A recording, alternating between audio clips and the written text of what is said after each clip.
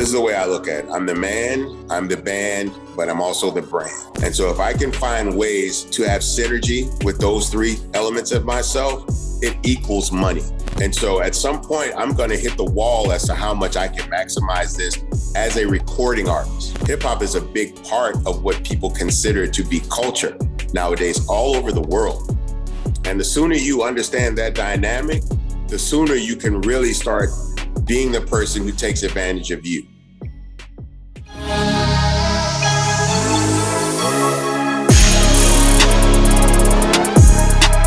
What up, it's Mr. X to the Z Exhibit. What's up, guys? It's Andy Frisella. This is your boy, Foul Munch. This is Ryan Serhant. This is Shingy. Hi, it's Patrick Bateman. This is Sonia Zarvatani. This is Director X. Hey, everybody, I'm Forbes Riley. Yo, this is Goldie. This is Amberly Lago. This is Chris Voss. Michael Francis here. Yo, this is Charlie Tuna. Hey, what's up? It's Billy G. And you're listening to the Run GpG podcast. Well, I'm going to go hang out and listen to David's next podcast from the Run GpG. You might hear something you like. Peace.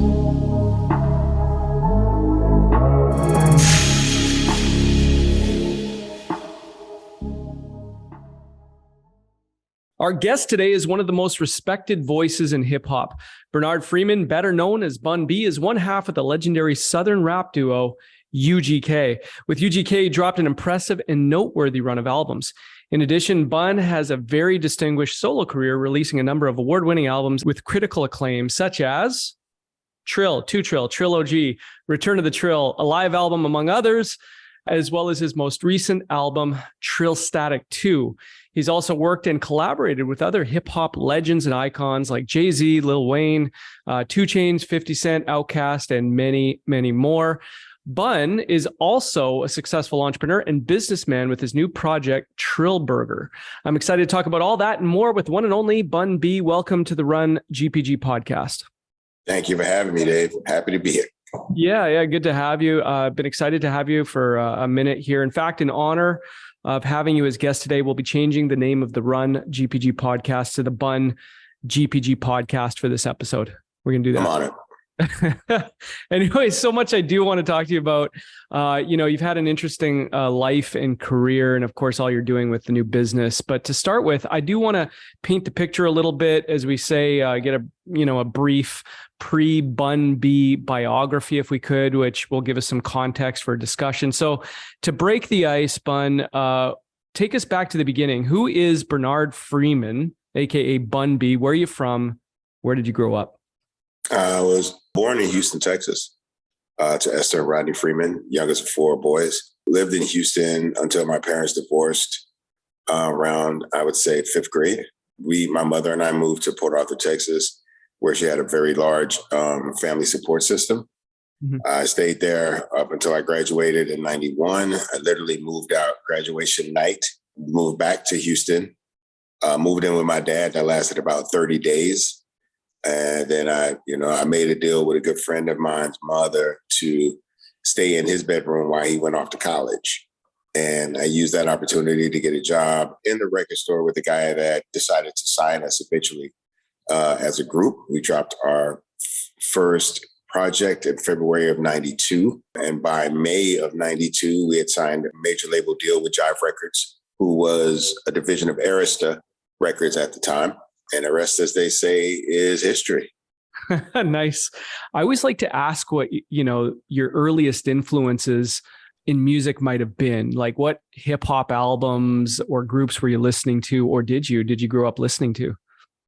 So hip hop is celebrating its 50th year anniversary right now. And so am I. I turned 50 this year as well. But hip hop was not like the first art form music-wise that I was introduced to. My parents come from rural Louisiana.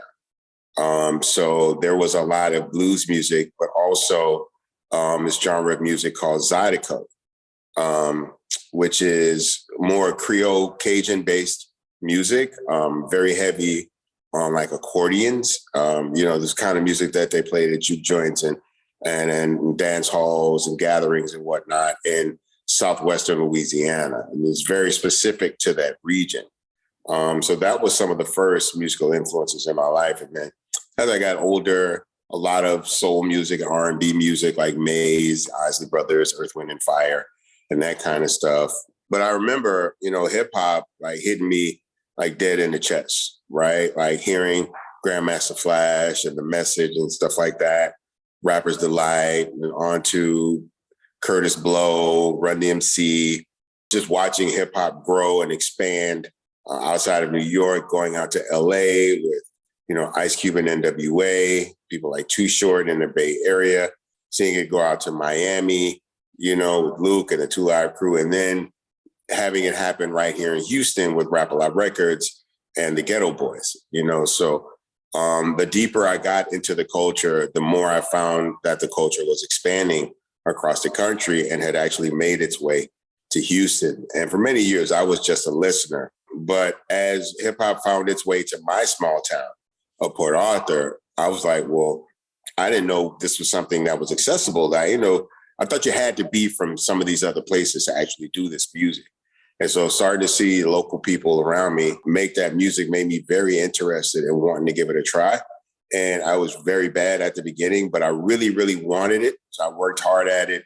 I gave it a lot of effort, a lot of practice, and a lot of energy, and eventually became pretty good in my town, became the best in my town. And then at that point, we started trying to consider whether or not we wanted to try to get out there and give it a shot, like in a very real way, like take it out of the bedrooms and out of the little neighborhood house parties and actually present it to the world and see if we could, run with the big dogs. Yeah. And actually that story is quite common actually in a lot of different regions when it comes to the history of hip hop, which I find interesting. So take us back to the early days of UGK, if you could. How did you meet your partner, Pimp C, and how did that partnership form? Well, we had a mutual friend, Mitchell Queen. Pimp C was actually, when I talk about hip hop finding its way to my small town, Pimp C was one of the first people actually like creating rap music at that time. And so he was creating it with a good friend of mine. And they were actually the first version of UGK. And so eventually I went from, as I said, wanting to listen to it to being a practitioner and rapping. And I started a group. And then me and my partner, Jalon, we actually joined that version of UGK. We all became a group. And we took it very serious for a while. But then as guys started getting closer to graduation and Mitchell got a football scholarship, he's like, I think I'm going to go play football, because this was very early. We really didn't, think this was going to go far. Some of us didn't think it was going to go very far, but Pimp was always like, nope, this is what I'm going to do. And he kind of painted himself in a corner. It's like, it's either this or nothing for me, And so I felt like, I don't know if I'm going to make a record, if I'm good enough to make a record, but this guy's good enough to make a record. So I'm going to stick with him. And eventually, if he makes a record, I'm going to be on it. And that's pretty much what happened. We didn't get along at first because we didn't really know each other. We both had drawn conclusions about each other, just based on seeing each other, the kind of people we both hung around. We didn't have the same friends in high school. That one guy was the only friend we actually shared. And so once we got to know each other, we actually became really, really good friends and found ourselves on this journey that would make us closer, in my mind, closer to anybody else in the world. Yeah, it's interesting. In business, we call it burning the boats, right? Like we burn the boats, guy can't go back. So that's interesting. And you and Pimp C didn't get along at first because you didn't know each other, right? Right. But of course, it became very successful, which I want to ask you about in a second here. But the name Bun B, I wanted to ask you what the history of that name is. Where did it come from? Because that wasn't your original stage name, was it? No, my original stage name was terrible. Because I was into Marvel comics and stuff like that. So my original stage name was Shadow Storm, which is a terrible, terrible rap name. Maybe if I wanted to be a wrestler, it might have worked. And so Bun is short for Bunny, which was my family nickname. And at the time, a lot of rappers had like initials. So it was like Danny D and Bobby B and Jazzy J and things like that. So a good friend of mine, Sharan Thomas, was like, we should call you Bunny B. And he was like, no, let's do Bun B, And so originally it was Bun B Ice. And then I realized that was just real too long and that was a lot. And then we ended up shortening it to Bun B. And I still answer to it to this day. Well, yeah, I was surprised by your real name. Didn't know it. Yeah, Bernard. Bernard. Yeah, exactly. So as mentioned in your bio, UGK did drop an impressive run of albums. What do you think was behind that success? I think it was the fact that we didn't compromise, right, throughout our journey. For example, when we were, in our earliest stages of our career, we dropped an album right around the time, a little bit before, but still chronologically around the same time as The Chronic. And a lot of music in the next 2 years that followed started to bear a very strong semblance to Dr. Dre's production sound. People started putting in a lot of synth, and, a lot of the same types of patterning and overlaying of elements. And so Pimp, who was the producer of the majority of music for UGK, was adamant that while that was a great thing and we could learn a lot from what Dr. Dre was doing, that we should not be trying to emulate that, and we should stick to our guns and not try to do what everybody else is doing or try to follow, copy, or mimic the popular sound. And I think it was because of the fact that we never tried to be anyone else. We never tried to really do what anyone else was doing. And instead of, damaging the relationship with our core audience to try to get a new fan base, we thought, let's lock in tighter with the core, right? Let's give them a more concentrated, fully focused version of what we do. That's something that speaks to them in a way that they know, oh, they're talking to us. Because people over there don't even talk like that. Guys over there, they don't even use that word. You know what I'm saying? Oh, this music is for us. You know what I'm saying? And at the same time we were doing that, we were actually part of laying the foundation for an actual musical identity for the city that culminated in this huge run of artists in between like 2003 and 2005, where guys like Big Mike and Lil Flip and Paul Wall and Slim Thug and Mike Jones were all making these gold and platinum albums while being like making music that was hyper localized, right? Talking about things that were very Houston centric. But Pimp and I had always said that if you allowed us to talk about Houston the way that Houstonians talk about Houston, right? And talk about this Southern culture in the way that Southerners talk about Southern culture, it actually wouldn't turn people off, because that was the idea in New York, is that if you guys act too Southern, New Yorkers won't know what you're talking about. Californians won't know what you're talking about. And we didn't believe that. We believed that that would actually make them want to know, and then people would start making phone calls and digging, trying to figure out, is that really what life is like in Houston? That seems pretty cool. And that's exactly what happened. And we were saying this in 1995 to our record company, and they didn't realize it until 10 years later when other artists were doing it and selling millions of records. Then it was like, okay, well, maybe we should have listened to you guys. Yeah, it's interesting, when you talk about what characterizes Southern hip hop, we've had Exhibit on the show talked about what characterized West Coast hip hop at the time, when he was coming up, Pharoah Monch and Queens and all the great, MCs that came out of Queens, etc. And what characterizes Southern hip hop, which you're a big part of that, well, the main part of that pioneering that sound, is just being everything the West Coast hip hop wasn't, or talking about life in the South. I've heard you talk about Riding Dirty as a love letter to Houston, right? Yeah. So at the time, the DJ Screw tapes were very popular in the city of Houston, and the lifestyle that was associated with it, the kind of cars that people were driving from that side of town, and other people on, few people on the other sides of town were driving at the time, had really it painted like a really, really nice picture of this Southern cultural lifestyle, right? And so we wanted to make an album that was basically like, here's 24 hours in Houston on the south side of town. Here's what's happening. Here's what you might see. Here's what you might hear. Here's where you want to be. Here's where you might want to avoid. It was that kind of a thing. Because that's what we got from our hip hop.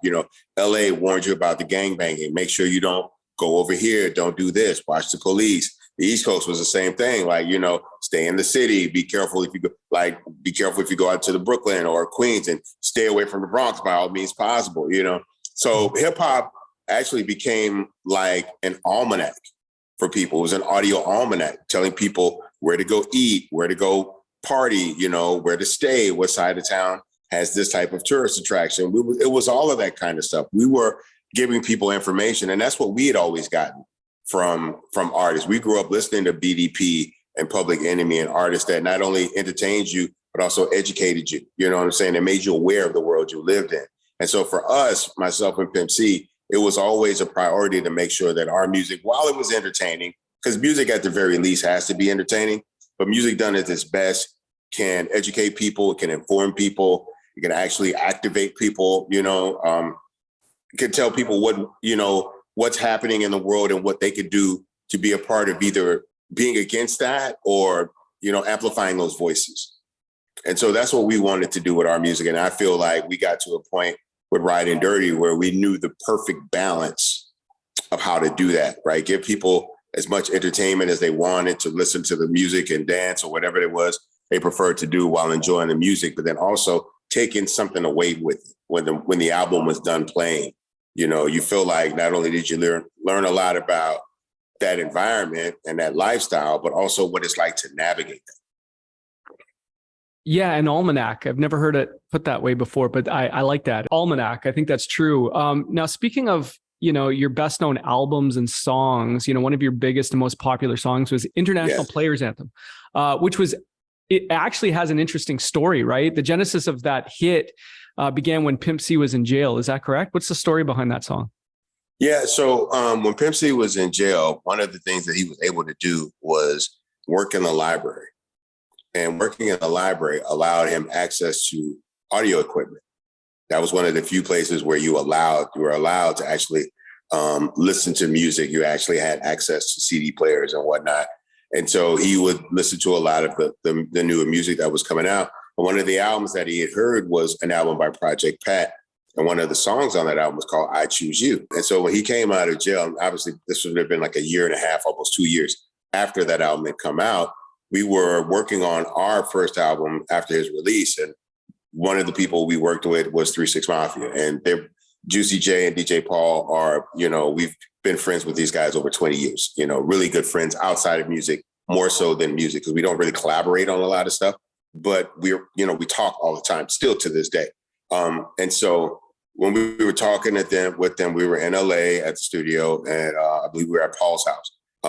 And you know, he was like, well, what are y'all thinking about doing? And Pimp was like, you know, I wanted to say, you know, that song y'all did with Pat, that I Choose You, man, that was a big record. I don't think that record got enough play, man. I think y'all need to drop that record again.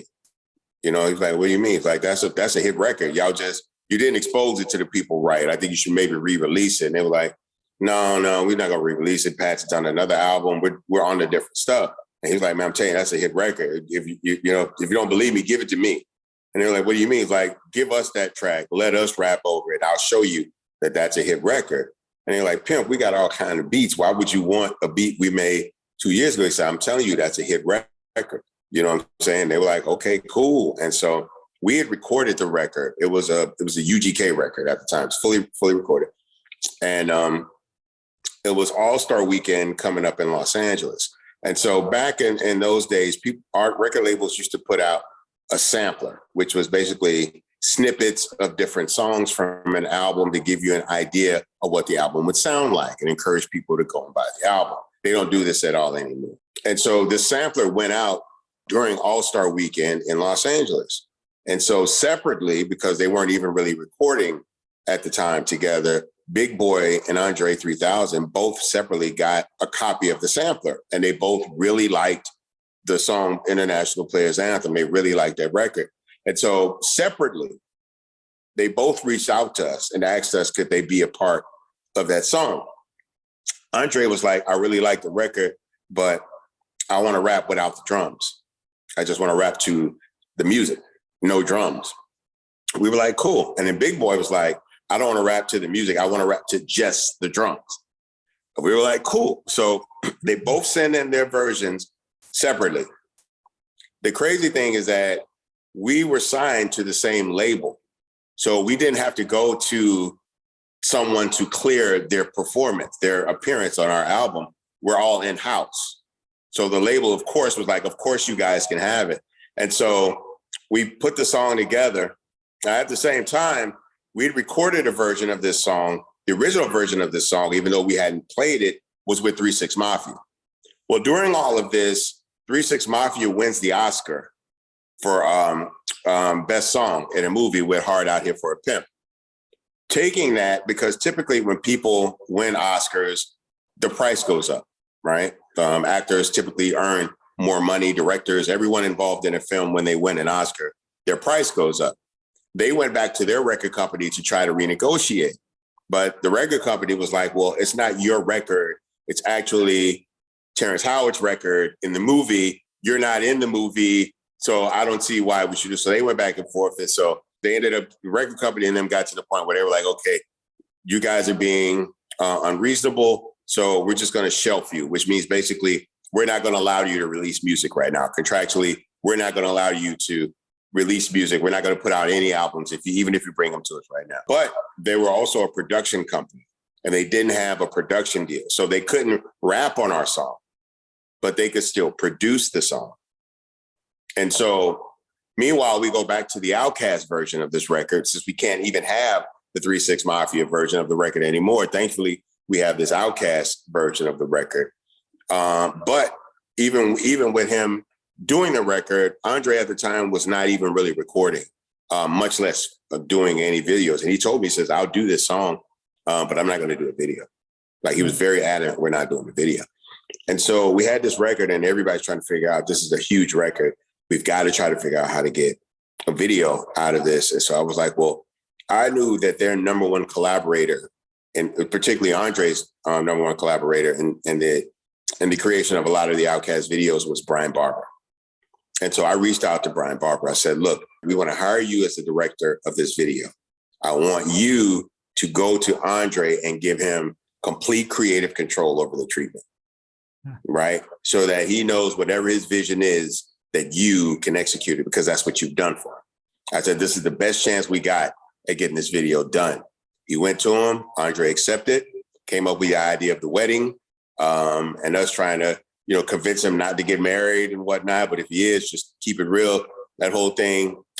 We ended up shooting it during the BET Hip Hop Awards in Los Angeles.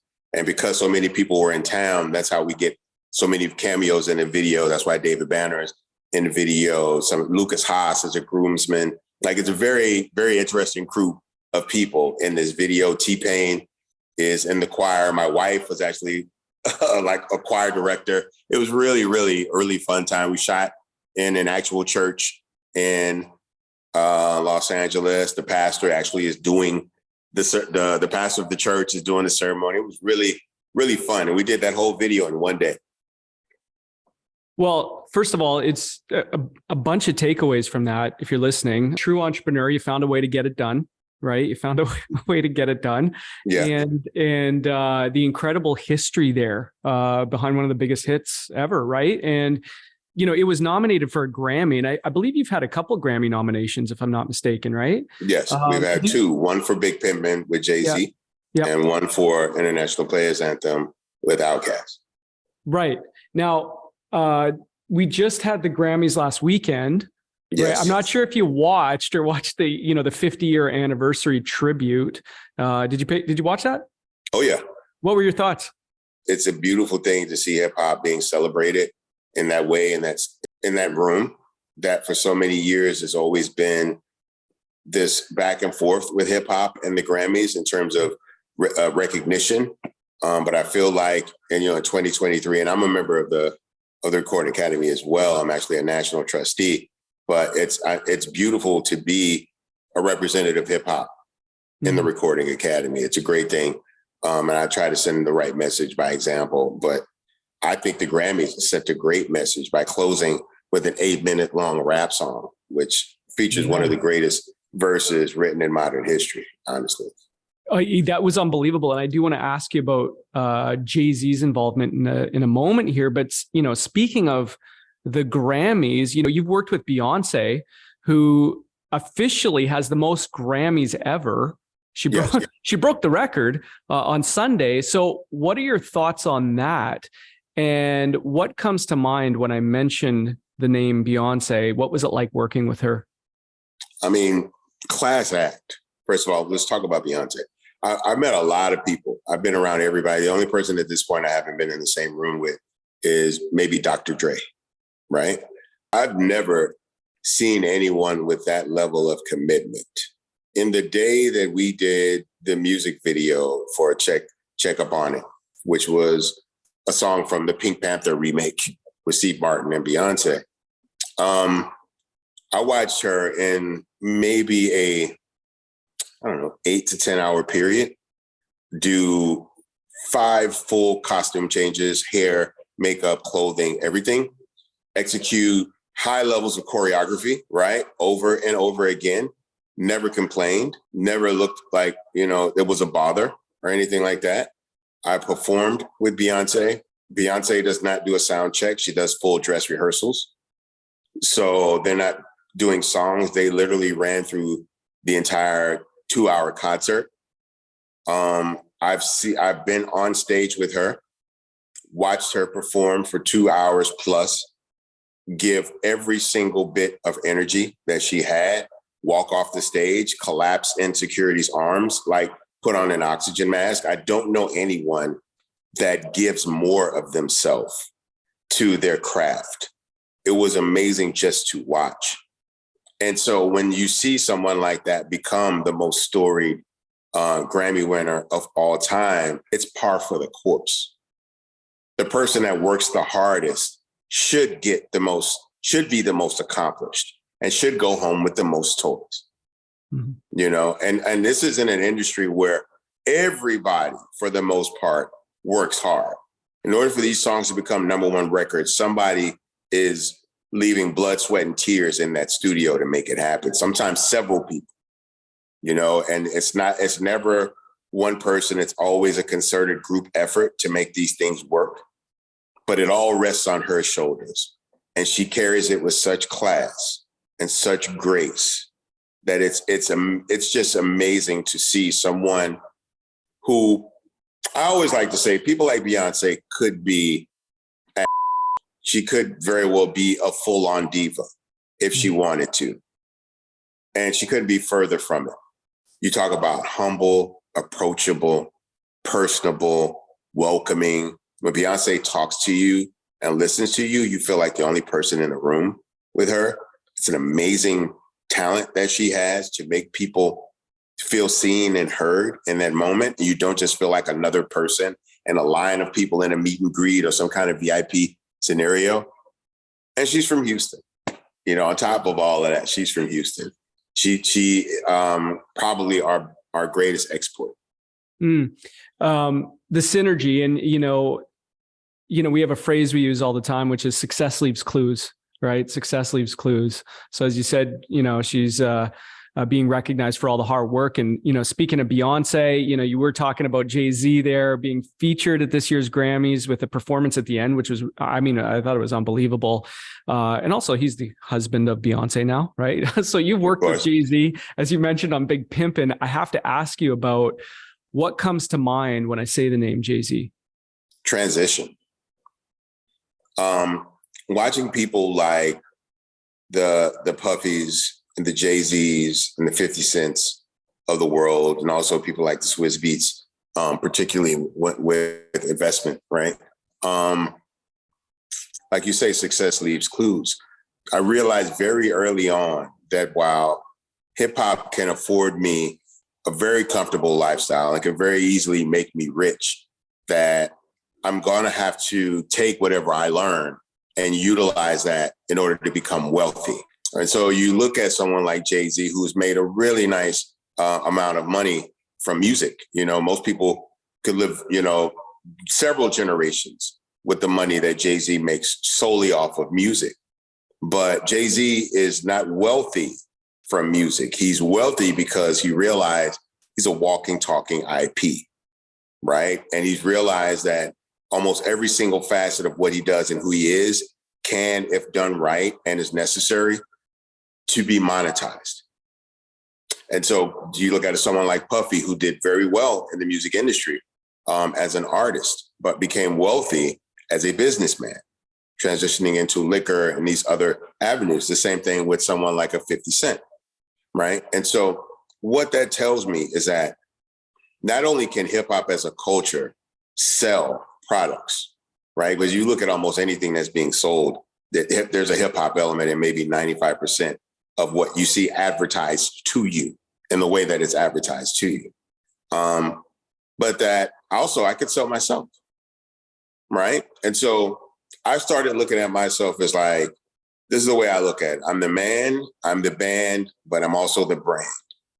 And so if I can find ways to have synergy with those three elements of myself, it equals money, right? It equals money. And because I'm staying in a space that is authentic to me, I know I would no longer be looked at as a sellout, which for many years, hip hop, anyone that tried to monetize something culturally from hip hop was considered a sellout. MC Hammer took a big brunt of backlash for being the first person to, use hip hop to sell soda and Kentucky Fried Chicken. And he had a cartoon and a cereal and all these different things. Really understood this on a broad way very early. And now the same thing that they ridiculed artists for 20 years ago, if you don't have a sponsor, if you don't have some type of other industry that you're involved in outside of just music, people feel like you're almost wasting the platform. I understand that signing a record deal and getting an advance and getting it into the music industry is a big deal. I thought it was a big deal. But I woke up one day and realized that my ceiling is other people's floor, right? And so at some point, I'm going to hit the wall as to how much I can maximize this as a recording artist, right? But it's an IP. How can we license this, what we do? How can we license who I am, what I've created, the momentum, the following, And those things sometimes take a while. But as industry starts to lend itself more to lifestyle and cultural branding, hip hop is a big part of what people consider to be culture nowadays all over the world. And the sooner you understand that dynamic, the sooner you can really start being the person who takes advantage of you. It's okay if you take advantage of you. It's not cool if anybody else takes advantage of you.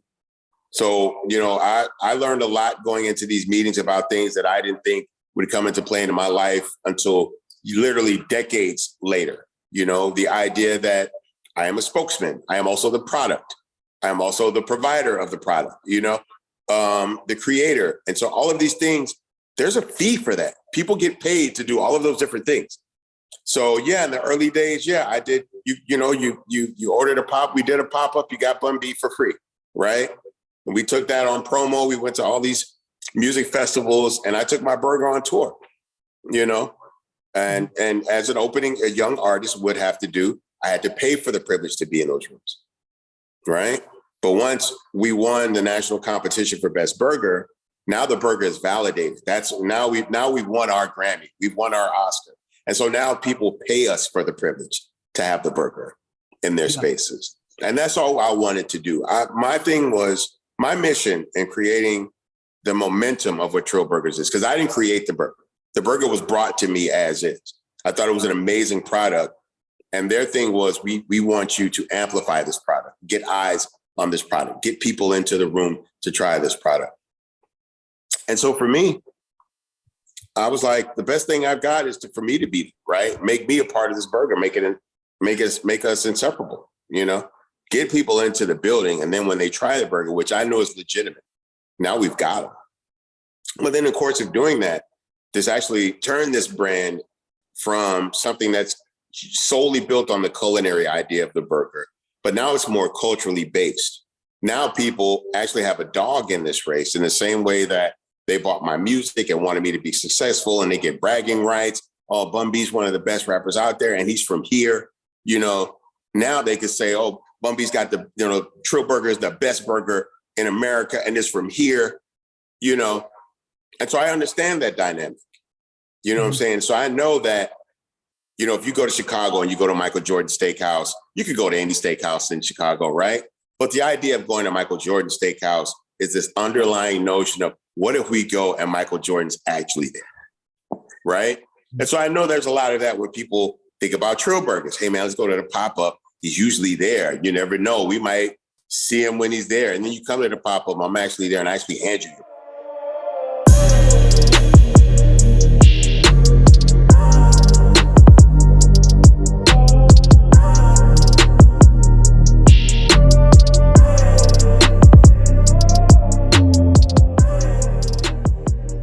Yeah, and I do want to get into the specifics of Trill Burger in a minute here. I mean, you are breaking down some very valuable entrepreneurial lessons.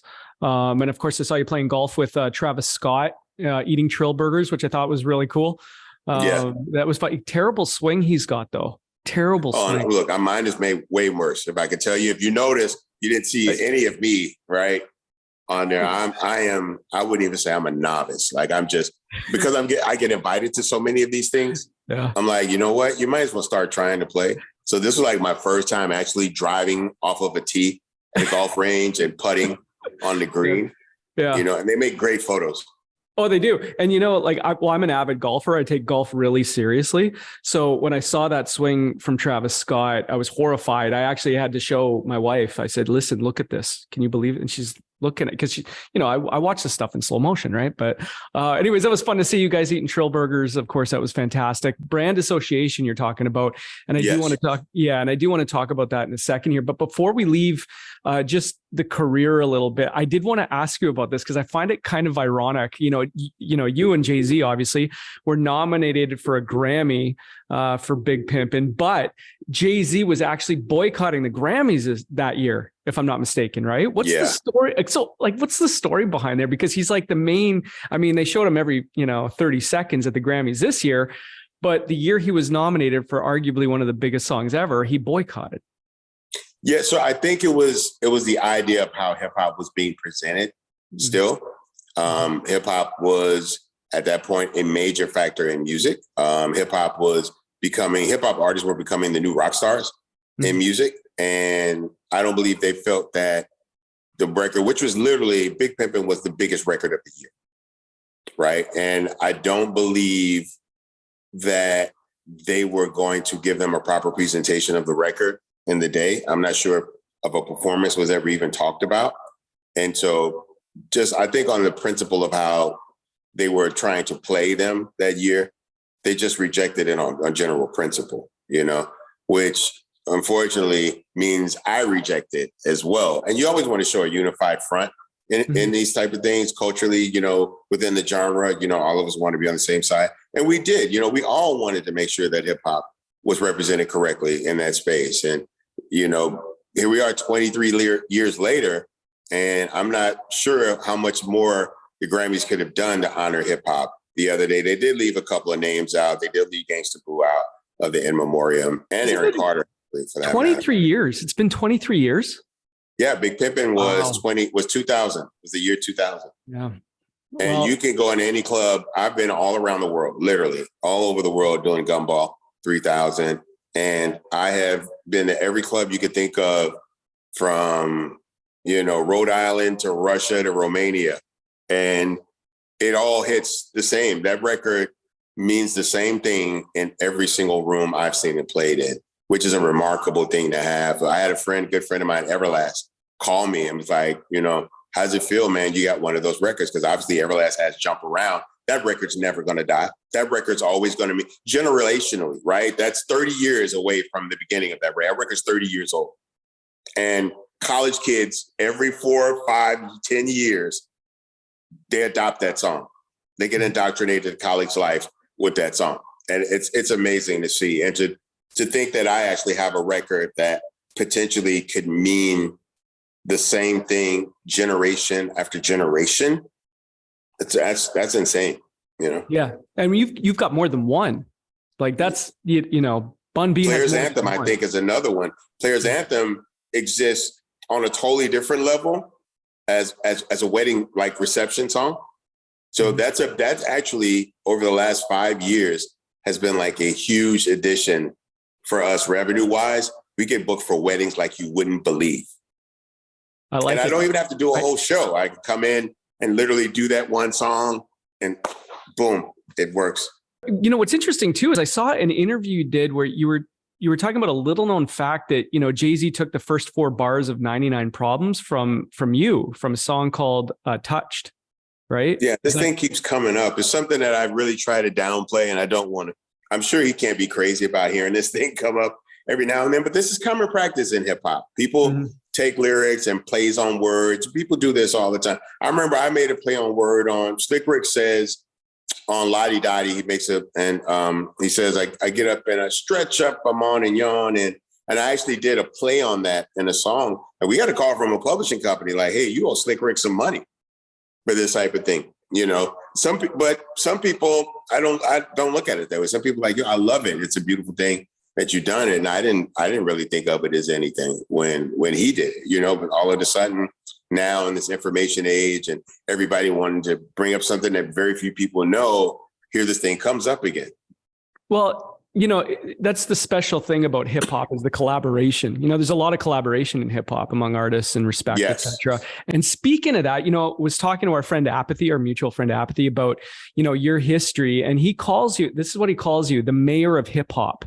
He calls you that because he mentions that you work with the biggest names in the industry, but you also work with the underground or lesser known rappers, which makes you admired or respected.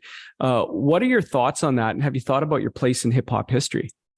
Yeah, I mean, look, I remember coming in, not knowing a lot and actually being mentored in this industry. People like Too Short, you know, put me under his wing, gave me a lot of game. People like James Prince from Rap A Lot, people like E40. There were people that really sold into us, you know, really helped us navigate moving through this industry, not just as artists, but then finding that balance between personal and professional. That became a real big thing for us as we got older and you know, started to have families and whatnot, grow businesses and have much more responsibility. So I was really, really blessed to have had those kind of mentors, you know. And so for me, I felt it only right to pay that forward and to try to be that for as many people as possible. And it's worked out, you know. I've been able to walk some great artists through this game, getting them into the right position, and then, you know, fly Pelican fly, as Tony Montana would say. But it's been beautiful to be there watching like the earliest days of like a Lil Wayne, watching the earliest days of a Drake, you know, watching these guys evolve, not just as artists, but again, as people, you know. And now these guys are some of the biggest names in music, period. I don't know if you can get much bigger than Drake right now. I'm pretty sure it's like him and Bad Bunny, right? Kind of. But I think even Bad Bunny would defer to Drake at this point for longevity. Yeah. And I was going to ask you specifically about Drake, you know, Canada's finest. You were on So Far Gone, which was one of his, you know, first releases, right? And the question I wanted to ask you was, at the time, did you see Drake becoming as big as he is now? Or has it surprised you how big the name Drake and the brand is? Honestly, no. I was in the middle of recording an album and I was getting calls and calls and calls because he was initially Jazz Prince's artist. And Jazz Prince brought him to Lil Wayne. And then they worked on this So Far Gone situation. And so he kept calling me like, Unc, I need you on this record with this kid. This kid's good. I really need you to do this record. But I was really very deep in recording my album. So I was like, okay, I'll get to it. Give me a chance. And he kept calling. Literally like I'm literally finishing up like a full day of recording, right? And I'm walking out of the studio and my phone rings and I see the name and I'm like, oh, here it is again. And I've known the kid for years. You know, I've known him since he was an adolescent, minor. And now he's a grown man. And, you know, the kids never asked me for anything before, you know. So I said, you know what? He's like, Unc, where you at? I'm like, I'm in the studio. I'm finna knock it out for you. I'll knock it out.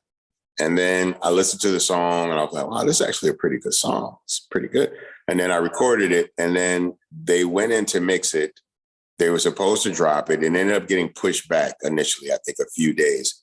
And so it released and his first show was in New York at a college in New York. And the video went out of like, basically it was maybe 98% women, right? Teenage girls and singing the songs word for word, right? I'm like, really? You know? And I'd never seen him either. That's the other thing. I'd never seen him. And I was like, this is who this kid is? I'm like, this is different. And then he did his second show and it was in Atlanta and it was at a college and it was 99% women and it was a bigger room and they were singing the songs harder and louder. I'm like, wait a minute, this is a thing. And so the next show was in Houston. And so I tell my wife, and I say, hey, you know, this kid, I did the song when he's coming to Houston. We should go and see it. She's like, well, I don't know. So I started showing her the video. She's like, what is this? So she called her friends, and then we all went to see the show. Bigger venue than Atlanta, probably 99.9% women. A lot of hip hop artists are in there trying to see what this big sensation is about. And my wife and her friends are in like that space, that pit area between the barricade and the stage, you know, and these women were like looking up at this kid like, oh my God, this is like, and I'm looking at the reaction of every woman in the room, right? Yet, and still outside of that, the reaction from the artist on the stage when he's actually like really locked in on his rapping performances, right? And everybody's looking like, is this kid really the best of both worlds? And here we are, you know, in 2023, and he's the best of several worlds at this point, because he's done hip hop, he's done R&B traditionally, he's done Afro pop, he's done, you know, music of high Caribbean influence, Afrobeat, sorry, not Afro pop, Afrobeat. He went through this dance phase. I don't know if there's anything the kid can't do.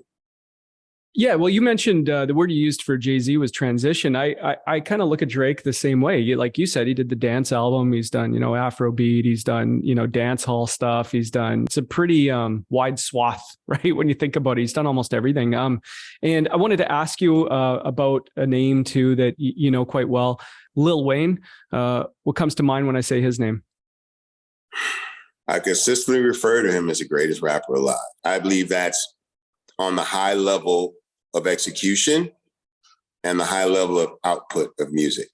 So to put out the amount of music that he's released and to be operating at such a high level consistently across the board of doing all of this music and still operating at possibly the highest tier of lyrical execution, I find it very hard to find other people who can really measure up to him, you know, as far as a complete body of work. It's just too many rhymes. It's a lot. And, you know, I was there in the earliest days and I was able to actually speak into it. I was able to give advice on how to nurture that talent, you know, with cash money. And, you know, the idea, to be quite honest, was to turn him into a machine. Yeah. Very interesting. I appreciate you giving us your thoughts on a couple of the biggest names in hip hop, along with yourself, you know, and the history there. I mean, it's too immense, right? You know, you get Bun B on an interview, you got to ask. And I do want to ask, yeah. And before we just move on to, like, you know, your current projects, just staying on the, you know, the history. When Pimp C was, you know, locked up, that's kind of when your solo career began, if I'm not mistaken, right? Where you started guesting and being featured on a lot of tracks and albums. But I love this. I've heard you say you didn't want to abandon your partner, right? At that time, you know, you wanted to stay loyal and make sure that there was, you know, something there for him when he got out. And I love that. I think there's so many important lessons in that. So why is loyalty so important to you? I mean, sometimes that's really all you've got. You know, we fought tooth and nail to get to where we were. And there was no one else that could understand the things that I've been through, the challenges that I had overcome, the obstacles I had to fight to get to where I was, more than him. This was always a shared experience with him. And the only reason I became a solo artist, it was out of necessity. I never wanted to be a solo artist, but the only way to really keep the musical legacy alive was to contribute to it. That was where the solo career actually came from. But then also, like, he wasn't just my friend and my brother. Like, I knew he was a husband, he was a father. His family's got to be taken care of. And I wanted there to be, you know, a life for him after prison. You know, people can very easily write you off. You know, people have very short attention spans. So every time I had an opportunity to rap on someone's song, I'd be like, Free Pimp C. Every time I showed up in a video, whether I was on a song or not, I tried to wear the shirt, just, you know, trying to echo the sentiments. And I was lucky because other artists felt the same way that I did. So then they start to wear the shirts and say the phrase, you know, and it became this whole little mini phenomenon within the culture. But I don't know how people could not be loyal to people. I just don't operate that way. And my wife will probably say I'm loyal to a fault to people. You know what I'm saying? But I can't allow bad people to make me a bad person or to make bad decisions, right? I just got to stay positive and stay focused on it. As soon as I realize it's not for me, speak to it, let it be known, hey, I don't stand for this. I'm not rocking like that. And if there aren't going to be changes to be made, then we just wipe our hands of this and go our separate ways. I'm good with that. I've had things built up to a level. I've had those things almost broken down to their last compound and had to build that back up, which is kind of what we're talking about right now. You know what I'm saying? So I know it's possible. And that works for me, again, not to get back on that, but that's why I know with Trill Burgers, we've had some very tough times being a young new business. And we've had some losses, some very deep losses, But, and my partners, got a little frustrated, like, man, I don't know, this is a lot. I'm like, look, we got a good name, we got a good product. You know what I'm saying? So we can always build back up. And that's all we have to worry about is making sure that the burger is good.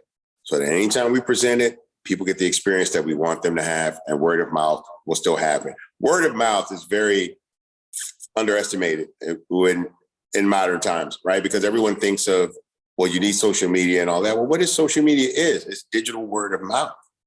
People go out of TikTok is basically all of everyone's favorite thing. And you can put a lot of emotion and thought into how much you really like something and how persuasive people can be. I mean, maybe, if my wife learned 10 new dishes, she learned it from TikTok. If we went to 10 new restaurants, we learned about them from TikTok. If we went to a new hotel or a new vacation destination, we learned it from that, And so it's just, I go back to this original thing of loyalty, We're a brand, myself as an artist and Trill Burgers as a company, we're a brand. And we know that in the same way that people invested in my career, people bought my music because they wanted to see me be successful in that space. People buy my burger because they want me to be successful in that space. And it gives them something to brag about, as I said earlier. And I don't take that lightly. I understand that with every single burger that we put out to someone, we're like, hey, our whole reputation lies on every burger we sell. You know what I'm saying? You give out a burger, we live and die by that burger. The wrong person eats that burger, tells it the right way in a very persuasive way that we just spoke about, right? The same way that someone say this burger's amazing, you really should try it. People can also be very persuasive in telling them that this burger is not good and they need to stay away. I think about that. We are one bad review away from destroying this company, period. That's the only way I can look at it, because I have at least a 30-year growth plan for this brand. I see generational wealth for myself and my business partners and their children's. This is supposed to be the first place where my grandkids can go and get a job, learn the family. This is my family's mailroom, right? Mm-hmm. This is the entry point for everyone, for everyone in my family that wants to be a part of the growth of this company. There's there's an entry point for you, And that's what I want this company to be. And I know sacrifice comes with that. A lot of blood, sweat, and tear equity comes with that. But I believe it's worth it. And I wouldn't put that kind of effort into this brand if I didn't think it was worth it. And I literally put my name on it. There's no way to disassociate this burger from Bun B at this point. So again, my personal reputation, not just my professional reputation, my personal reputation is on the line with this burger. But I'm so glad that I have a team that understands that and respects that.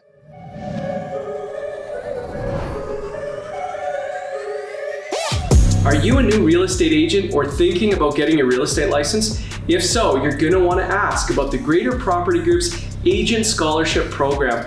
Why pay for the cost of the course yourself when the Greater Property Group will subsidize the cost for you? Make sure you reach out and get all the details on the Greater Property Group's Agent Scholarship Program.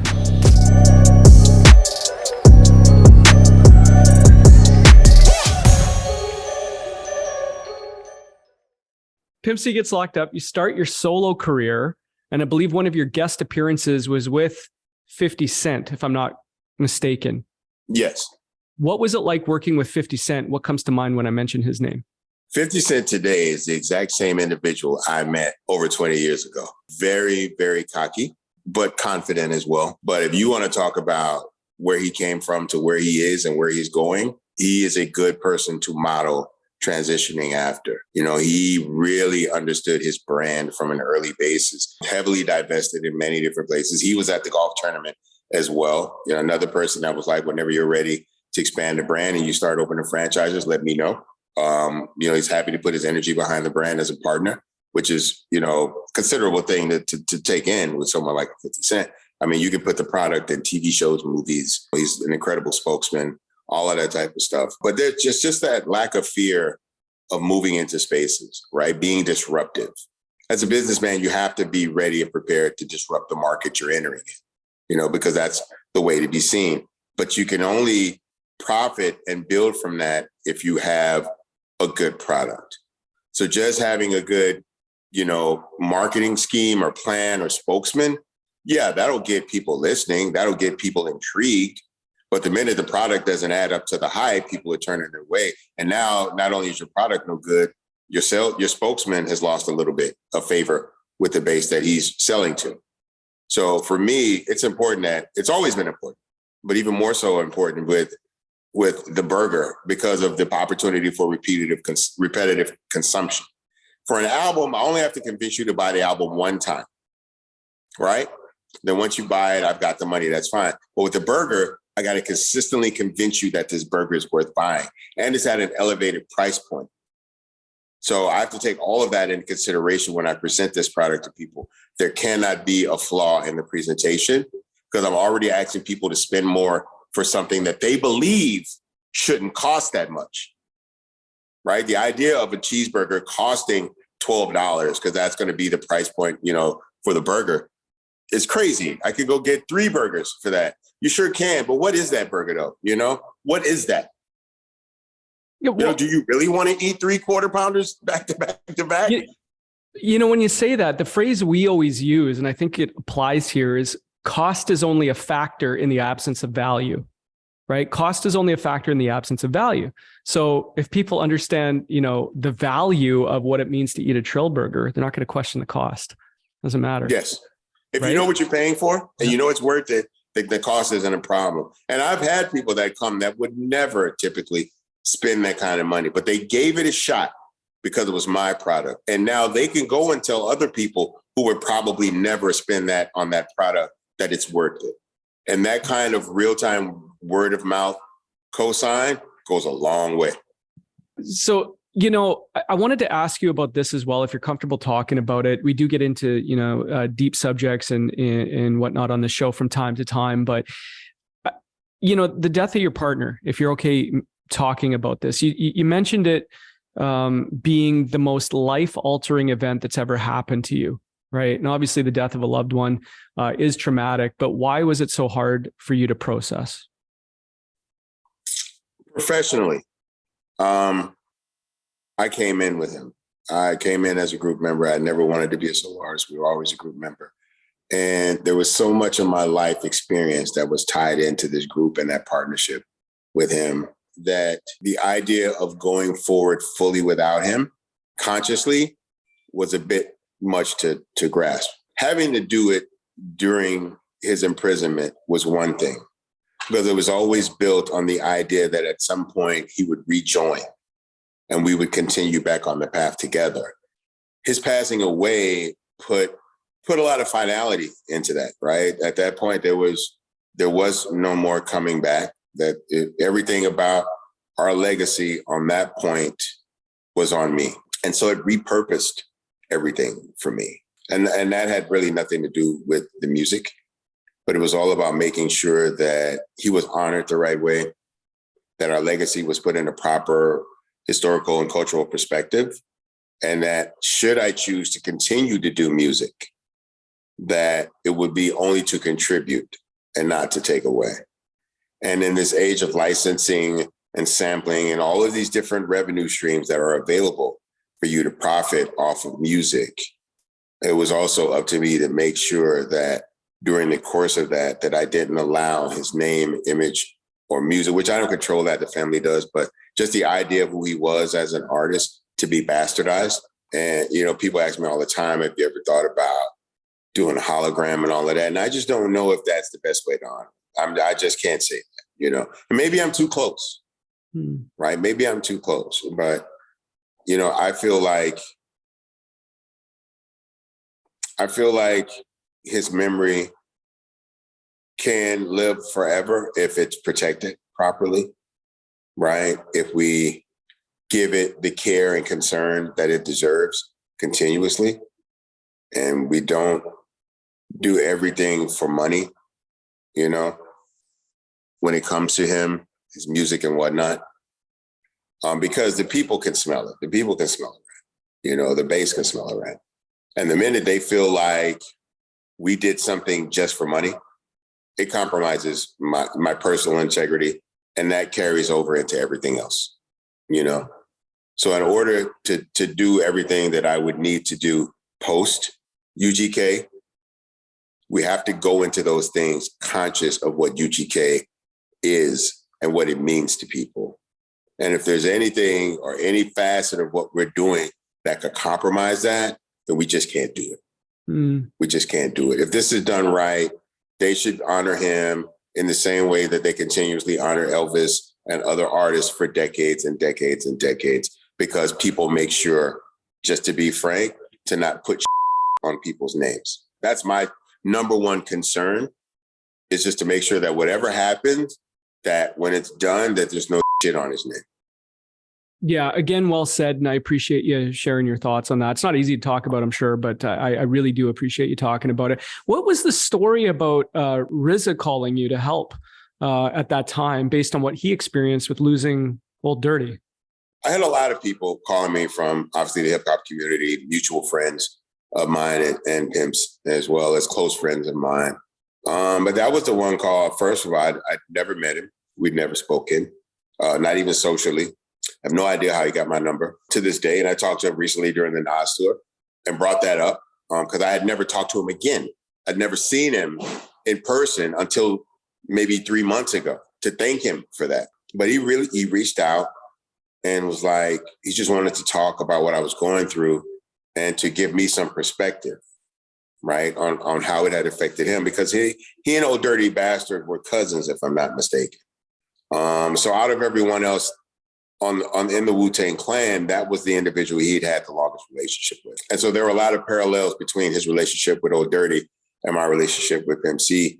And I'm not sure how he picked up on that, but that was one of those calls that kind of broke through, right? It was kind of because I was still, really, really grief-stricken at this time. This was in the first 48 hours. And like answering the phone and like hearing his voice and realizing this is RZA. Like, now I'm kind of like snapped out of this fog, like what's going on? And then the conversation we had was really, I'm really appreciative of it. And I'm glad that I got a chance to look him in his eyes and tell him, because again, no relationship, I didn't even save his number. Like I wasn't even thinking in the moment, right? In that way. And it eventually went out of the call log. I couldn't even go back and see it. It was crazy. And I still, to this day, I have no idea who gave him my phone number. I want to thank that person as well. Mm-hmm. So if you're listening, thank you.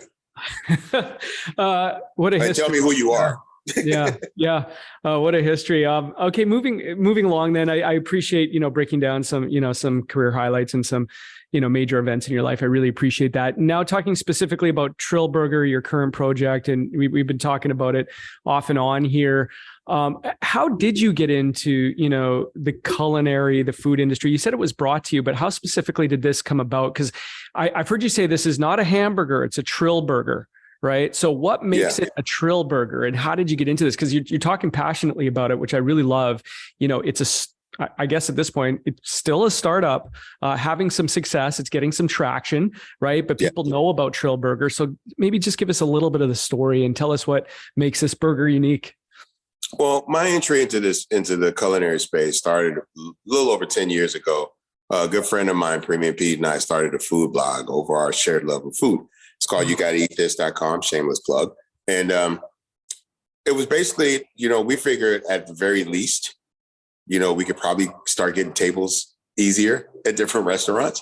But it did end up getting a life on its own. And over the years, he and I both had talked about, wouldn't it be great to open a place? Like, wouldn't it be great to, take all of these things that we've learned and all of this knowledge and actually apply it. But the idea of opening a restaurant as a, small business owner with no experience, right? It felt like a lot of room to mess up and drop the ball. And I'm not necessarily a chef as well. So I don't get to throw myself in it. I don't get to do all of this stuff without taking a fee. Somebody's got to cook it. Somebody's got to pay for them to cook it. Somebody's got to buy it, kind of a thing. The smash burger trend was starting in LA. And it was getting a lot of traction in LA, and it was slowly moving out east, as most food trends do. And so he was like, I really want to get in on this space. He's worked with his chefs. They came up with a really good burger. But he was like, the trend is moving pretty fast. If we don't catch it, by the time it gets to Texas, we're going to miss it. And so he had been talking with a mutual friend of mine, Nick Scurfield. And Nick says, well, if you're looking to do something in the food space in Texas, maybe we could talk to Bun and see if he'd be interested. And so Nick coordinated a sit down. I tried the burger. I thought it was an amazing burger, probably one of the best burgers I'd ever had. They did a little bit more R&D, refined the project, brought it back to me. And I thought at that moment, not only was this the best hamburger I'd ever had, I felt like it was one of the best dining experiences I'd ever had, And, how easily someone could be put off at how great a hamburger could taste. And as we started putting this burger in front of more and more people, I realized this is not a hamburger. A hamburger by concept is an afterthought. It's throwaway, right? It's just, you get a burger, you go on with your life. This burger stops people in their tracks, hits them in the chest. You can't really walk away from it, because if you've had a Trill Burger, and I literally went through this, I go through this at home. If you had a Trill Burger and you want a Trill Burger, there's no substitute for a Trill Burger, right? If you want a Trill Burger, you can't have it. We're just not eating a burger today. It's that, because it's so different. And the reason I say a Trill Burger is not a hamburger is because typically you can get a hamburger to go $5-6. Our price point is elevated because the experience is elevated. I don't think I think the feeling that you get from this burger is not something that you could normally get in a regular drive-thru experience. And for me personally, I feel as though the average person that likes a hamburger is not eating a hamburger because of the hamburger. They're eating it because of the condiments. Because if typically you'll go somewhere, you'll order a burger, and even before you eat it, you put whatever ketchup or whatever you want on it. You're addicted to that. You're not really addicted to the burger. You're addicted to the ketchup, the mustard, the mayo. And that's the best system of deliverance of those condiments, right, to you. And to be honest, just being very honest, the reason you have to be addicted to those condiments is because the average patty, it's a terrible product. The average hamburger patty is a terrible product. And it's everything else about the burger that you have on it that's compensating for that. Yep. Well, for a Trill Burger, the patty's the star. So no matter where you bite into it, you're never going to get more of anything than the patty, because that's where all the real flavor is. Everything else complements the flavor, but it doesn't take away from the flavor. So yeah, we do have our Trill sauce on there, but the Trill sauce isn't on there because the patty is the Trill sauce is on there because it makes the patty taste even better. So do the caramelized onions and the pickled slices and the potato bun. This is it's a scientific application of elements to create a specific dining experience. The closest thing I could say to it is that this burger gives umami. Umami being the sixth sense. This umami is almost like feel, right? When certain elements are put together, and I'm sure I'm paraphrasing this terribly, right? But basically the concept is that when certain elements are put together in a certain way, that they create an experience that transcends the average dining experience. And we believe that this burger does that. We wouldn't necessarily refer to it as a burger an umami burger, because obviously that's a brand or whatever. But if there is such a thing as umami, then that's what the I feel when I eat a Trill Burger. And that's what I believe everybody else feels when they eat a Trill Burger.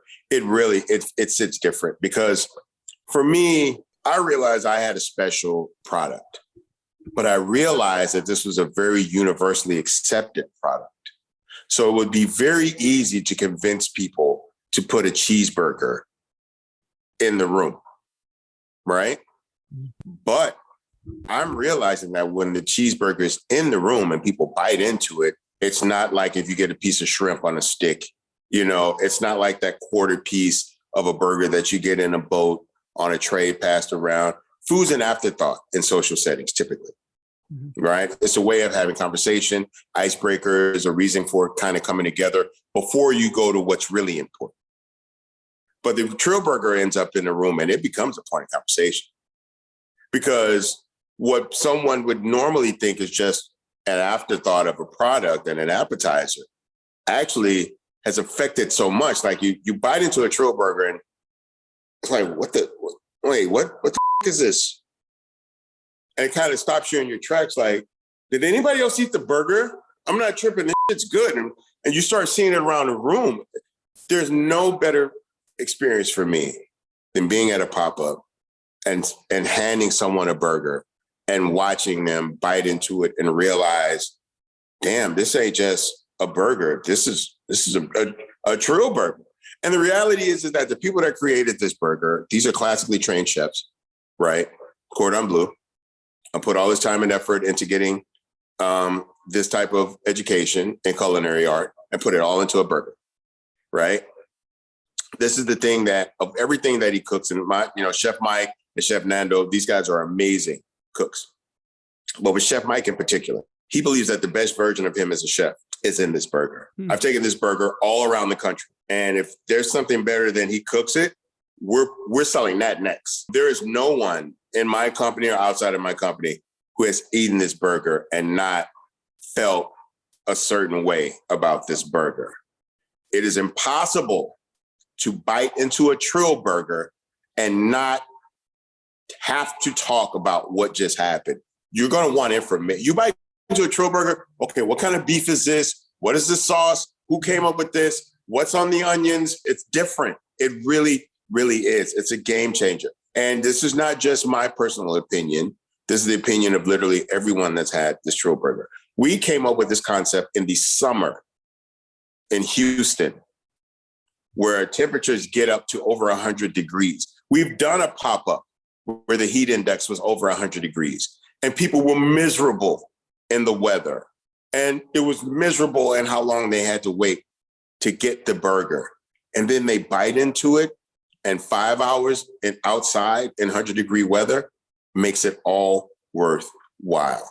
The crazy thing now is because there's such a phenomenon around it that the way it was told to me that this burger is an urban legend because everybody wants it and very few people can get it. And it's almost impossible to find someone who's actually had it. I have a friend, a lifelong friend of mine. He's a truck driver and he delivers mainly to construction sites. So he has to keep the orange helmet in the truck whenever he's making deliveries. Well, his helmet's got a sticker on it. It's got a Trill Burger sticker on the helmet. He recently dropped off a load in Detroit.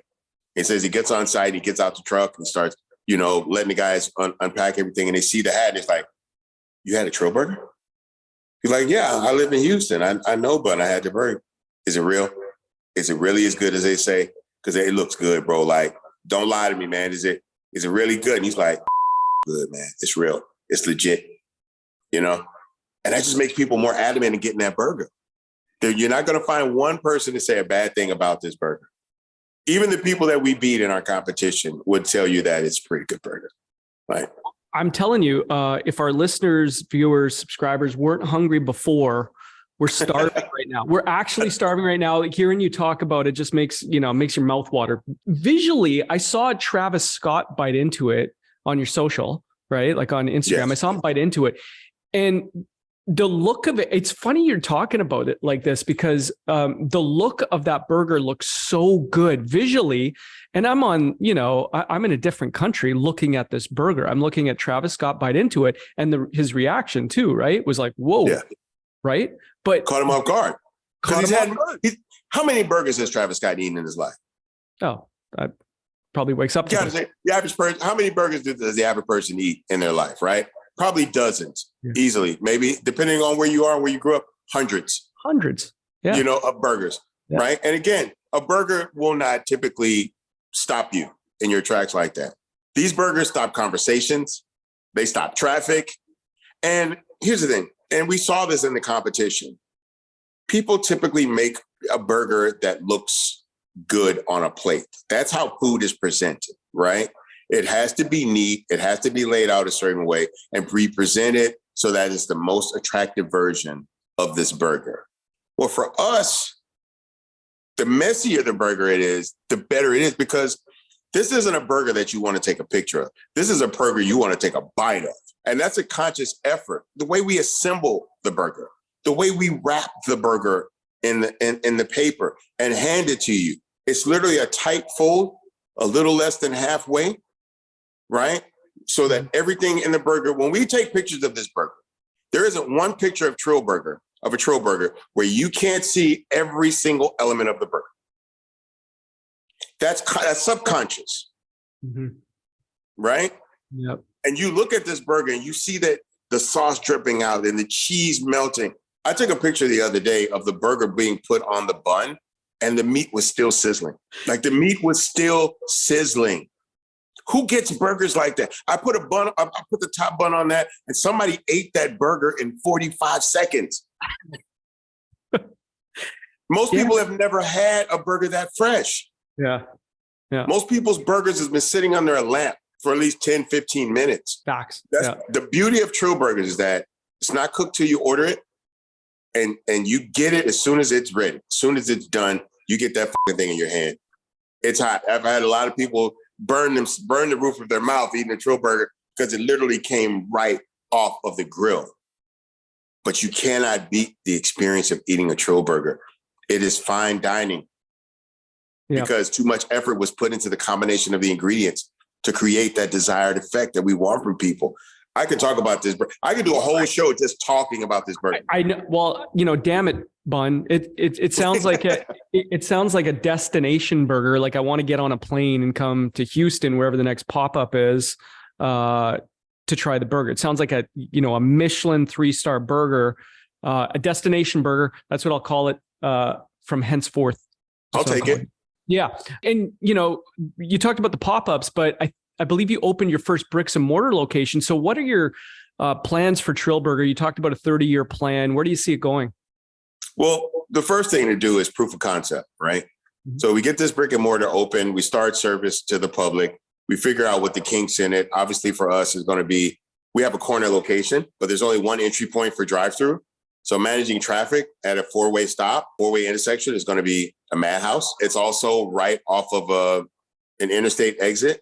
So if the car traffic is anywhere near what the foot traffic is, this thing will extend into the interstate. Not to mention the exit ramp on the opposite side of the interstate, oncoming traffic, offset traffic. There's people are going to be fighting to get into this place from at least 5 different ways. And so we've got to figure out how to manage that. That's our number one problem.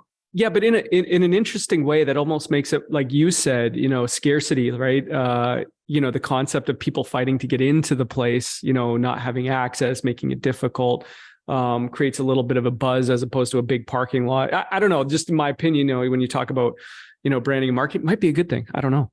Well, I mean, look, it's going to happen, right? Yeah. Based on the location and the access points, it's nothing that can be avoided.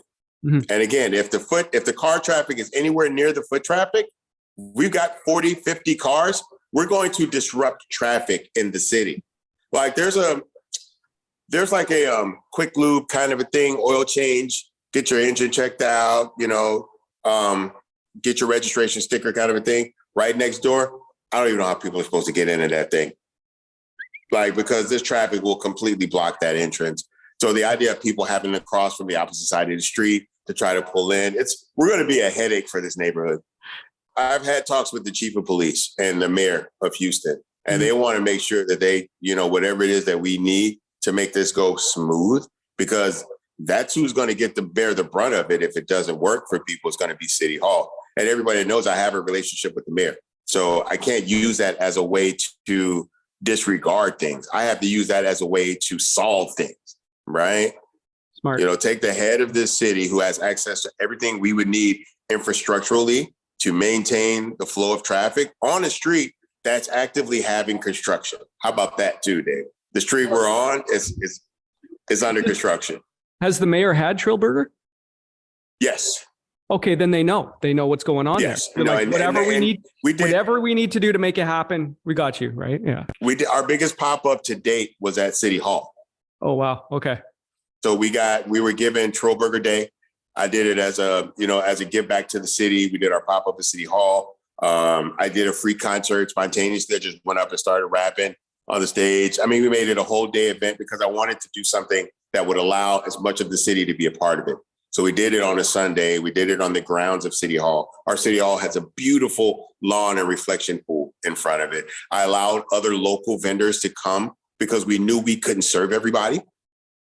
We knew that the influx of people would be too much for us to serve everybody in the time allotted. So we had other food vendors who could handle the overflow. People did great business that day. It was a really good thing, man. We did, and that's what this is designed to do. This is not just about me. I have to make sure that as much as we get from the city, that we give back as much as possible. We made charitable donations already. We've allowed other brands to gain off of the energy that we have, the momentum that we have, basically the eyes that we have on this brand. We allow other up and coming companies to get some of that because if I win and you win, if everybody wins, the city wins. And that's how I look at it. I see a lot of great vendors with a lot of great product, and they just need people to see it and try it, to fall in love with it. So if people come there for a Trill Burger and they happen to get this young teenage girl's lemonade or this guy's T-shirt or that guy's barbecue or her sandwiches, like everybody wins. Yeah. Ladies and gentlemen, that's Trill Burger. A couple wrap-up questions. Based on what you just told me over the last several minutes, you're opening a bottle of champagne 1 year from now, celebrating something you've accomplished. What would that be? A second door. See, I'm not and I know we're going to have more doors than that, but I'm not in a rush to open as many as possible. Dave, we've turned down at least 10 different $1 million opportunities to sell franchise rights to this. But what kind of businessman would I be to sell franchise rights to a business that never opened one door? Smells like a scam, right? Yeah. And also, we're in a place now where we don't need funding from anybody, because I've had friends in the industry that have literally had their brands taken from them because they took money and then costs increased because they're expanding the brand a little bit too quick. Only way to deal with that is to take more money. And now you end up with a lesser, you don't have the controlling interest in your brand anymore. And now you're giving walking papers. We're trying to hold this thing as close to chest as possible because we know what it means to people. This is not just a burger company. It's deeper than that. This is a continuation of the support people have given me through 30 years of music. Trusting me to not only give them a product that they'll appreciate, but something that they can brag about to their contemporaries, right? To their cousin that lives in Atlanta, to their coworker that lives in Florida, to their college roommate that lives in New York, right? Yeah, you got Jay-Z and all that, but we got Bun B. Not only do we get music, we get the best burger in America. Top that, And I get that for people. And I want to make sure that if I do present a product, that it's something they can brag about. Not just because they love me and appreciate me, but because it's actually that good. And Trill Burger is that good, I guarantee. Well, I'm looking forward to being the only Canadian to try it so far. So I'm going to head there at some point and try it, which would be fantastic. Okay, here's a question that's going to make you think. If you could have dinner with any three people in history, past or present, who would they be and why? Jesus Christ, Pimp C, Lee Iacocca. Interesting. Okay. Or maybe Henry Ford, one of the two. It's the first time we've heard Lee Iacocca. Well, first time we've heard Pimp C too, but Jesus comes up quite a bit, at that sure. dinner table. But first time we've had Lee Iacocca. I like it. What a dinner table that would be. Right? Yeah, I read that book way before I even considered getting into business. Mm-hmm. And it's like but there's so many lessons in there that don't necessarily translate to life as well. Look, to take the brand the way he got it and to get it to where he took it, that's how I feel with this company. I feel like I got this company right at the perfect time. I was approached with this concept at the perfect time, and I had all the necessary skills to take this burger where I felt it could go. And we're achieving that over and over again. We have consciously put this burger in rooms where it should have been just an afterthought in the room, and it becomes the major talking point. in the room. We understand that this product, the cheeseburger, not the Trill Burger, but the idea of a cheeseburger, right? While it seems as a throwaway concept, the cheeseburger is the second most consumed product on the planet. So it's very easy to present it, right? I'm not saying, hey guys, can I come by and cook a beef Wellington, right? So most people not only eat cheeseburgers, they make cheeseburgers, or they made a cheeseburger. And so they feel like a great steak, maybe they can't speak to whether or not your steak is better than this steak, you know, or your beer is better, all that type of stuff. But a cheeseburger, I feel like I got enough experience to judge a cheeseburger. I've eaten enough cheeseburgers to know what a good cheeseburger tastes like. You've never had a burger like this. And as soon as they bite into it, it's the balance of the textures, the balance of the flavors. And I'll be very honest, there's a slight little bit of underestimation that turns into a welcome surprise. And that, my friend, is what makes the Trill Burger better than any other burger. Don't you love that? I love it. I love the fact that, here's the thing, people will show up to eat Bun B's burger just on the principle of Bun B's got a burger. I love to support him. He's always done good. I'll go and try it, you know? And if it's not good, hey man, you eat Bun B burger? It was cool, you know? It's a burger, you know? I'm happy to see him doing something new. I'm trying to support it. Would I eat it again? Would I stand in line for 2 hours again? Probably not. But I can say I did it. No, that's you eat this burger, you're coming back. I've seen people stand in the first line, the second line, the third line, and that line gets longer and longer every time we present it. And they're never dissuaded because they know when they get that burger, what it's going to taste like. And it's hard to tell people. All you can do is show people. When people say, man, you had this before? People in line, I see it. Oh yeah, I had it before. And you came back? How long was the first wait? Probably about 2 hours. How long you been here today? At least an hour and a half. I can tell by the way it's going because they only got so many grills. We probably won't get it for another hour. And you think it's worth it? I'm telling you it's worth it. And if you don't want to stand here, trust me, somebody in the back will take your spot. You know, it's amazing to have this product to present to people. I am blessed. Well, yeah, and I'm furious because I can't have one, so I'm angry. But I mean, I love you, breaking that down, explaining it. You know, as a true entrepreneur, fantastic, incredible breakdown. Final question. Again, thinking about your place in hip hop music history, what will the legacy of Bernard Freeman, aka Bun B, what will that be? What will you be remembered for? I just want to be remembered as a good person. Right? There could be so many different things that people can say about me that maybe won't have the proper context for 2 generations, 3 generations. Hey, your grandfather was a legend in Southern hip hop. Hey, your grandfather had Grammy nominations. I don't know if all of that stuff will still mean anything later. But just the idea that I was a good person, the idea of a good person versus a bad person as a concept should still remain 40, 50, 100 years away from now. And if that's what people can say about me, I lived a good life. If you break it down, take away all the accomplishments, the accolades, the money, all of this other stuff that I've accomplished, did I walk this world as a good person? Yeah. Because that's really the only thing you can control. All of these other things, you don't have so much control over it, but how you present yourself to the world and how you carry yourself in the world is all on you. So I've had good times. I've had highs. I've had very extreme lows. Right? But I try not to let that affect my character. And as an artist, I know that for me, an interaction with a fan is a dime a dozen, but for them, it's 1 in a million. And I learned that from when watching Jason Bateman. I'll tell this story before I go. Jason Bateman was in a movie called Extract, directed by Mike Judge. And this was part of his comeback. Jason Bateman was a huge child actor and then left the scene. And this was part of his resurgence. And Mike Judge is from Houston, huge Houston hip hop fan. And I went to the premiere of this movie at South by Southwest. And I asked a question after, and he was looking at me weird the whole time, when I asked a question. And so I met with him after, and he was like, "You're Bun B, right?" And I'm like, "Yeah." He was like, "You asked a question in the thing." He was like, "Yeah." I said, I want to ask another question. I said, Jason was an hour and a half late to, the movie started super late because he arrived late. I said, well, what was that about? He says, I'll tell you. He says, Jason was an asshole. Jason was a child star, got very popular at a young age and was an asshole to a lot of people. And basically talked himself out of terrible opportunities and became persona non grata in Hollywood. Arrested Development gave him a career resurgence. And with that resurgence came a new appreciation.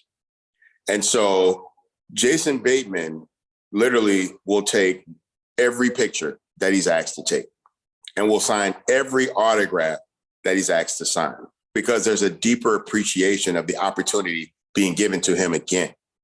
That's where I'm at with Trill Burgers. I've had success before, and I wasn't an asshole about it, right? But in the same way, I've been presented with another opportunity in this world to rebrand myself to people and show a different side of myself. And I'm taking full advantage of it. You know, my music career is solidified. There's not much more I could really do to contribute to that, you know? At this point, it's just about being appreciated for the body of work we've done. Not that I'm still not making music. I still enjoy making music. I just did an album in December, Trillstatic 2, which we actually did in real time, live streamed in 10 hours.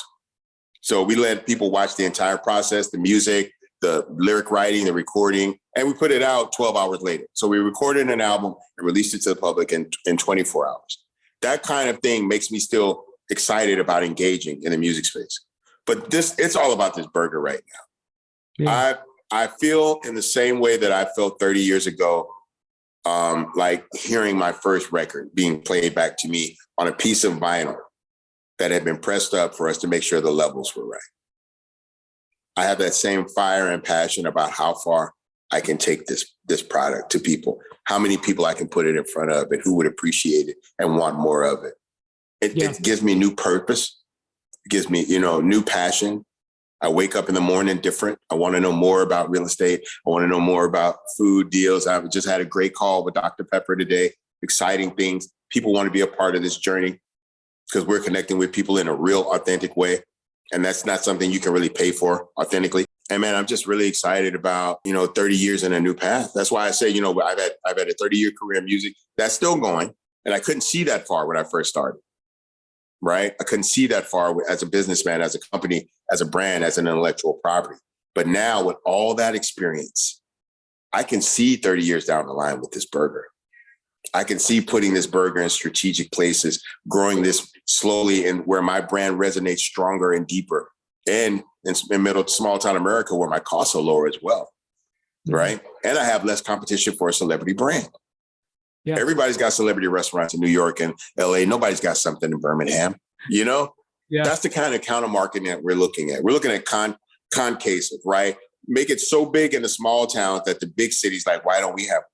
Now they're going to offer me concessions because my costs typically are going to be higher in a major metropolitan city than it is in a smaller market. So what do? I create energy where the big cities are now paying me, or at least giving me real estate and tax concessions to open up a door in their city or their state. Now we're thinking different.